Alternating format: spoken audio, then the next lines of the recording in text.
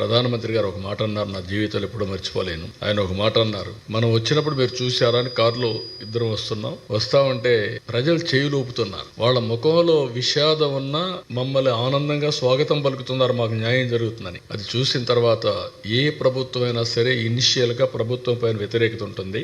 అలాంటి వ్యతిరేకత కూడా లేకుండా వీళ్ళు మనల్ని వెల్కమ్ చేస్తున్నారంటే, స్వాగతం పలుకుతున్నారంటే it is a new experience for me. నేను చీఫ్ మినిస్టర్ కూడా పనిచేశాను అని చెప్పి ఆయన అన్నప్పుడు నాకు అనిపించింది, విశాఖపట్నంలో ఉండే ప్రజానీకం ఏ విధంగా గుర్తుపెట్టుకున్నారు, ఎంత నమ్మకం ఉందని. ఆ రోజు నేను దీపావళి ఒకే పిలిపించాను. దీపావళి రోజున మీరు గాని క్రాకర్స్ కాలిస్తే ఫైర్ యాక్సిడెంట్లు అవుతాయి. ఎక్కడ చూసినా చెట్లన్నీ ఎండిపోయి ఉన్నాయి, ఆకులు ఉన్నాయి, చెట్లు ఉన్నాయి, ఫైర్ యాక్సిడెంట్లు అవుతాయి, చేయొద్దంటే ఒక్క క్రాకర్ కాల్చలా. దీపావళి జరుపుకున్నారు, ఎక్కడ టపాకాయలు కాల్చలా.